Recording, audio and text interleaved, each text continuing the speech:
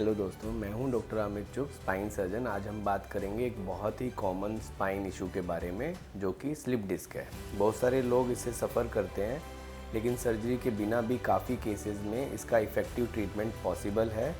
तो आज मैं आपको स्लिप डिस्क का पूरा प्रोसेस समझाऊंगा और बिना सर्जरी के कैसे इसको मैनेज किया जा सकता है, वो भी आज हम डिस्कस करेंगे। तो सबसे पहले स्लिप डिस्क क्या होता है इसकी बात करेंगे। आपकी स्पाइन में 2 वर्टिब्रा होते हैं और ये हमारे बैक को सपोर्ट करते हैं। इन वर्टिब्रा के बीच में कुशन जो होता है, वो कुशन वाले स्ट्रक्चर को हम स्लिप डिस्क बोलते हैं।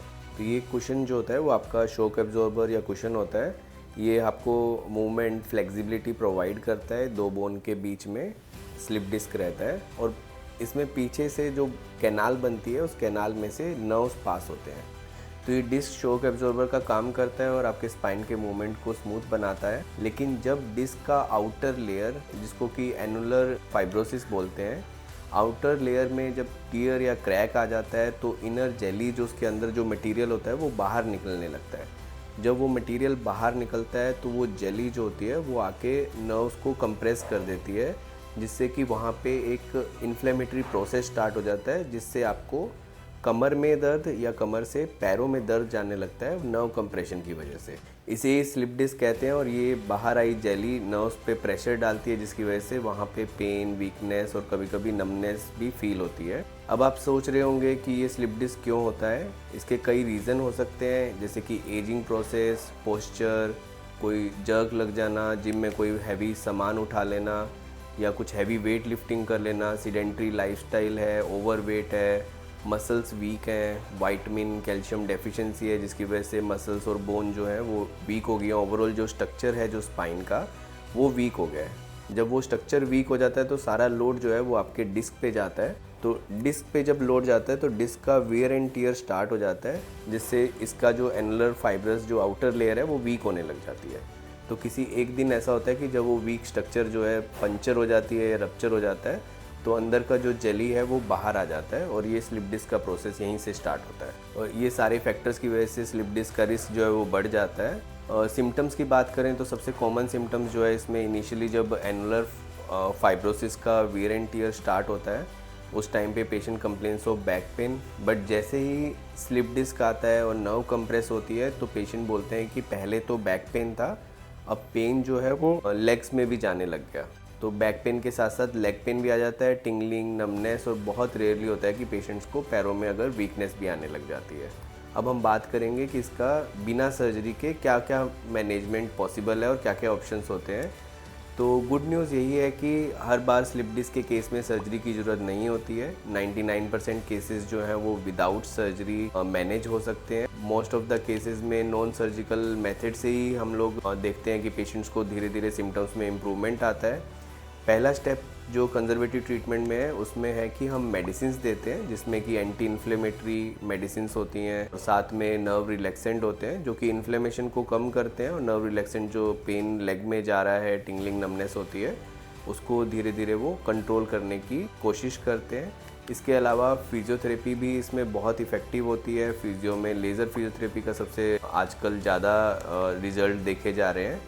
इसमें हम कुछ स्पेसिफिक एक्सरसाइज भी करवाते हैं जो कि मसल्स को स्ट्रेंथन करते हैं, वेट कंट्रोल करते हैं।